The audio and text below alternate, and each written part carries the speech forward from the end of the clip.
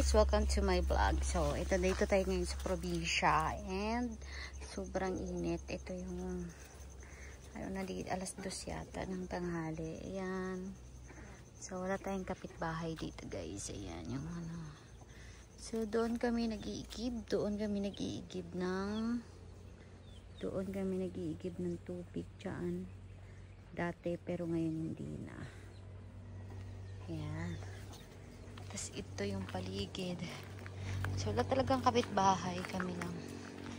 Ayan, sakahan. Tapos, ayan, may baka doon. May baka. Tapos ito yung bahay namin. Ayan. Diba? Ano yan siya, kawayan. Tagos-tagos lang yung mga dyan. Sa paligid. Ayan. Yung halaman ng nanay ko, hindi na nabuhay sa sobrang init. Ayan. Tapos ito. Ayan. Ito yung sa likod. Ito yung nasa likod ng bahay. Ayan yung anuhan ng baboy. Kaya lang nawala na yung baboy. May biik dyan. May biik. Tapos dito. Ayan. Ito yung tanim. Marami kaming manok. Ayan. Huwag na natin tawagin. So, ayan siya. Oh, ayun na nga. Sinabi ko na nga wag. Sabi ko na nga wag tawagin eh. Kasi lumalapit. Ang dami nila. Tanghaling tapat. So, pag tanghali, wala akong kasama. Mag-isa lang ako dito. And, so, ayan na. Parang darating na naman yung ulan.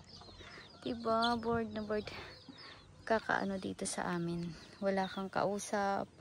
Wala lahat. Kasi wala ka namang kapitbahay. Ayan.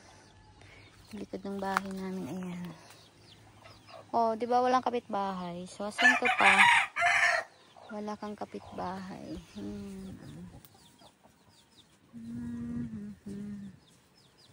So, ayan. Huwag na natin ipakita yung loob ng bahay kasi magulo. Magulo. Walang linis. Yan yung bahay namin. O, diba? Kawayan. Yung manok. So, okay. Diba? Sino di maboboard dyan? Wala kang makakausap. Sobrang sobrang tahimik.